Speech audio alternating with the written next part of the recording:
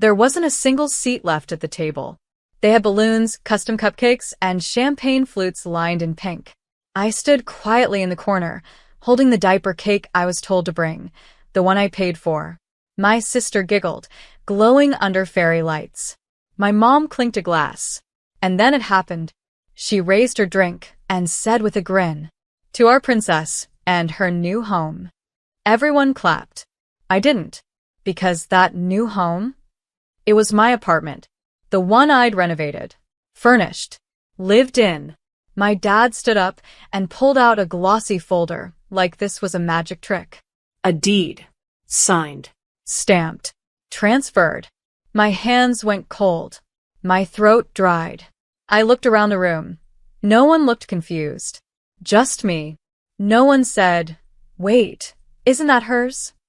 They smiled like nothing was wrong, like it wasn't betrayal, just another announcement. My sister beamed. "I can't believe you guys did this for me." And my mom winked. "Your sister's been doing well. She can afford to share." Share? I opened my mouth, then closed it. There are moments when rage burns too hot to scream. When humiliation is so deep, it wraps around your spine and squeezes. So I smiled, set the diaper cake on the table, and left. I didn't slam the door, didn't make a scene, but I did start counting. Not minutes, not hours, appliances. Because if they thought they could gift wrap my life and call it love, they forgot who wired the walls, who bolted in the shelves, who installed every ceiling fan. By 6 a.m. the next morning, everything was gone. Fridge. Oven. Faucets. Handles. Even the damn light switch covers. At 6:41 a.m., my sister texted me. "Is this a joke?" I replied, "Not yet." They thought I'd disappear quietly, but I was just getting started. Because they didn't just steal an apartment. They stole from a woman who builds her own kingdom and doesn't need permission to tear it down. And by the time I'm done, they'll wish they'd never uncorked that champagne. The locksmith arrived at 7:15 a.m. By 7:30, the front door had a new handle, coded, sealed, and owned by me again. Inside, the place looked like a stripped skeleton. I took the couch, the bar stools, even the toilet paper holder from the guest bath. Because I bought it all. Every hinge, every faucet, every shelf, installed by me, paid by me.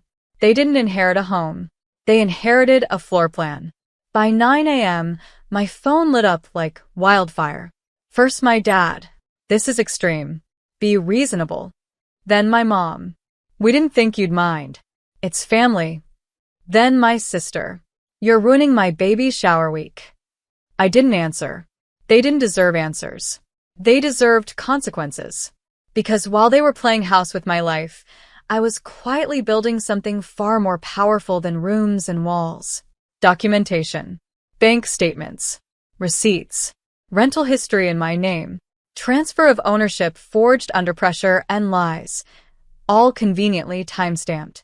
And tucked neatly into a digital folder labeled Emergency Fire. At noon, my parents showed up at the apartment.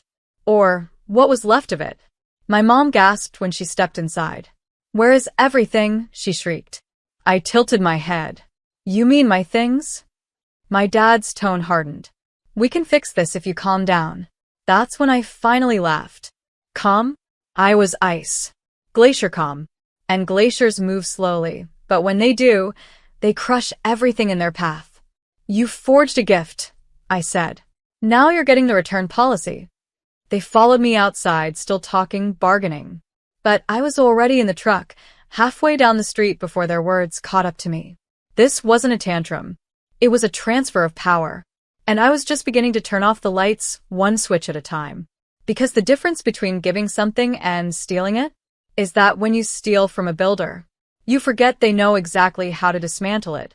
By Monday, I was already 3 steps ahead. I filed a formal dispute on the deed transfer. Forged signature. False statements. My lawyer friend, Jordan, took one look and said, "They're not just unethical, they're sloppy." Sloppy enough to put the wrong middle initial on the documents. Sloppy enough to backdate without realizing I had GPS receipts proving I was out of state the entire day they claimed. I signed it. By Tuesday, a temporary injunction froze the deed. The apartment was now officially in limbo, just like their lies. That night, I posted a polite, simple message in the family group chat. If you're living in the apartment after Thursday, you'll be trespassing. My sister replied instantly. You're blowing this out of proportion. I'm pregnant. I stared at her message, emotionless. Funny how suddenly her pregnancy became a shield. It wasn't a concern when she accepted stolen property with fake smiles and fake gratitude. It wasn't a concern when she laughed under those string lights, drinking sparkling cider in my kitchen. At midnight, I sent one more text, this time just to her. You know that security camera you never noticed above the hallway mirror? Typing. Stopped. Typing. Stopped again. Because now she was realizing. The woman they used to call overly serious and too quiet had been documenting everything. Every visit. Every conversation. Even a moment my dad handed over the deed and said, she won't fight back. She owes us. The camera caught it. Clear as glass. And now? So did the court. Wednesday morning, my parents called. Not to apologize. To beg. Please. This will ruin us, my mother whispered. We could lose the church board seat. The neighborhood committee. Ah. So that's what mattered. Not the betrayal. Not the theft. Just the reputation. I hung up. No reply. No mercy. Because I wasn't coming for revenge. I was coming for truth. And when truth walks in wearing silence, it doesn't scream. It just points and watches everything collapse around the guilty. On Thursday morning, movers arrived. Not for me, for them. 3 uniformed workers stepped inside the apartment at 9 a.m. with a court-approved eviction notice in hand. My sister cried. My mom cursed. My dad paced like he still had options. He didn't. Every lie they told was now dust. Every smug grin from that baby shower dissolved into panic. My sister screamed, "You can't do this. I'm pregnant." I looked her dead in the eye. You weren't pregnant when you signed my name without consent. They didn't even deny it anymore. Just begged. I stood still in the hallway, arms crossed, watching the workers tape up boxes, clothes, trinkets, a half-built crib. My dad tried to whisper something, maybe plead. I held up a hand. Don't. He paused. We raised you. I nodded. Exactly. You raised me. You taught me how to be quiet when hurt, how to disappear when dismissed. I leaned closer. You just never thought I'd learn how to use that silence. They were given 90 minutes to vacate. I stood outside while the neighbors peeked through blinds, curiosity in their eyes. It wasn't a spectacle. It was a reckoning. At 10:57 a.m., my sister walked past me carrying a diaper bag and nothing else. Her voice cracked. I hope you're happy. I didn't answer. Because it was never about being happy. It was about finally being heard without having to raise my voice. By 11 a.m., the locks were changed again. Not by me. By court order. I stood in the doorway, staring at the shell of a home I once built with dreams, not knowing the people I loved would rob me blind. But this time, there was no shame. Just clarity. They took my home. So I took their illusion. And when the world saw them for what they really were, not victims, not a happy family, just thieves in matching holiday sweaters, that's when I knew. They were never losing a home. They were just finally losing access to me. That line kept echoing. I hope you're happy.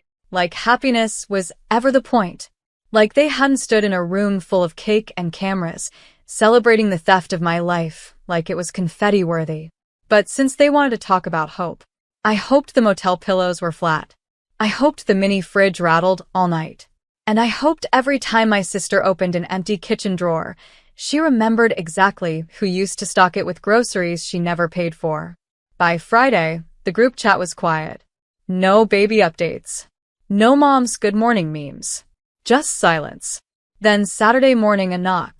I watched from the peephole. My mom stood there, holding a grocery bag. Something told me it wasn't food. I opened the door halfway. She didn't meet my eyes. I just want to talk, she said softly. Not about the apartment. About you. She sat on the edge of the couch, fingers tracing the fabric like it might forgive her. She said she missed me, that things got out of hand, that my sister didn't know better, that it was my father's idea, that she just went along. I'm not asking to move back in, she whispered. I'm asking for a second chance. I sat across from her. You know what second chances require? I said calmly, the first one being respected. She flinched. I stood up. Let me show you something. I walked her to the utility closet and opened the door. Inside, every receipt, every document, every piece of paper tied to the apartment. Organized. Scanned. Sealed. This is how much trust costs, I said. And I paid in full. You tried to bankrupt it. Her eyes welled. But I didn't feel sympathy. Only release. She left without finishing the tea she didn't deserve. And I sat there for a long time afterward, letting the silence fill every inch of me. Because for once, I wasn't the one left standing empty. I was whole. And they were the ones knocking on locked doors, asking for a version of me that no longer existed. By Monday, the whispers started. From church friends. From cousins who only called when someone died. From fake aunts with too much perfume and no loyalty. They didn't know the whole story, but they heard enough to pick sides. She's tearing the family apart. All over an apartment? Her sister's pregnant, for God's sake. I didn't respond, because I'd lived my whole life under that roof of guilt, where obedience was love and silence was survival. But not anymore. Instead, I printed every document, every timeline, made a file labeled for anyone who thinks I'm the villain. I sent it to the family group chat. No caption, no drama, just truth, receipts of payments, emails showing forged consent, screenshots of my sister bragging to her friend.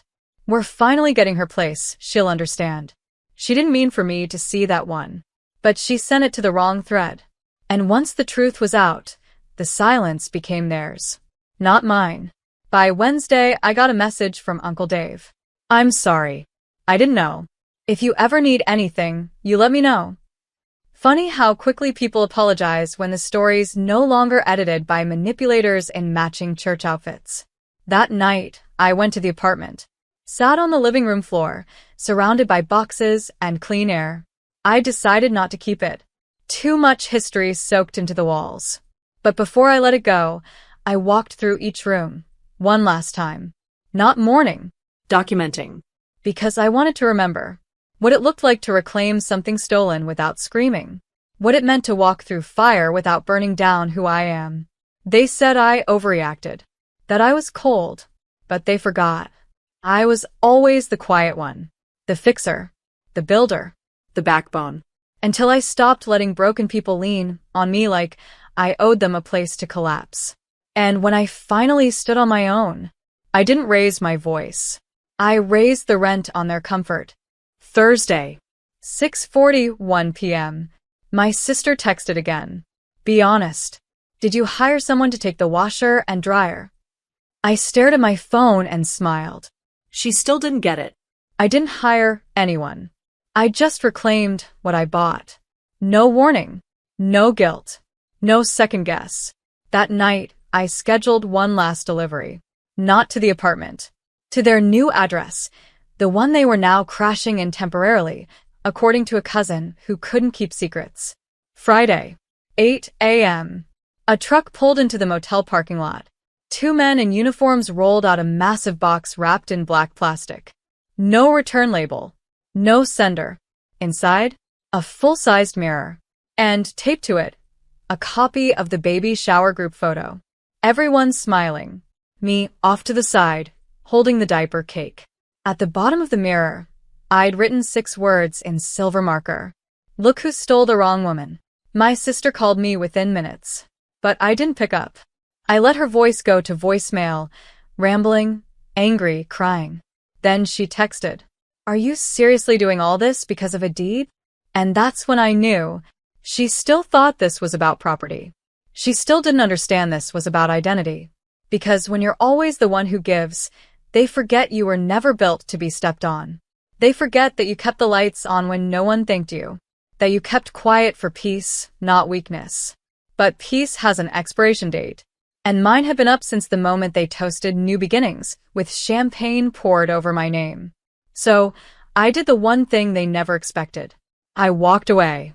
Not with a bang, but with every single piece of power I'd ever handed them, quietly pulled back into my own two hands. And as I watched their drama explode through the family like wildfire, I didn't say a word, because silence, when earned, isn't empty. It's loaded. Calm. And devastating. Just like me. It sold in 2 days. Full asking price. No negotiations. Clean title. Cash offer. The new owner walked through on a sunny afternoon, smiled at the open space, and said, "Feels like peace." I nodded, because that's what I was selling. Not walls. Not countertops. Peace. I didn't need the apartment anymore. I needed closure. So I let it go. And with the money, I bought something smaller. Simpler. Quiet. No shared walls. No shadows of betrayal in the floorboards. Just sunlight, bookshelves, and locks with only my fingerprints. Weeks passed. I started sleeping again. Real sleep. Not the kind where your mind runs laps trying to rewrite conversations that already broke you. One afternoon, I got an envelope in the mail. No return address. Inside, a crumpled baby shower photo. My sister had circled me in red ink. Below it, 2 words. "You won." I laughed, because she still didn't get it. This wasn't about winning. This was about ending the cycle. For once in my life, I chose me. I chose boundaries that didn't come with guilt trips. I chose dignity over fake forgiveness. And I chose silence, not as a weapon, but as a door they no longer get to walk through. I didn't attend the baby's birth. I sent a single gift, a hardcover children's book. The little engine that said no. Inside I wrote, "May she grow up knowing that saying no isn't cruel. It's power. And no one has the right to take her voice away." No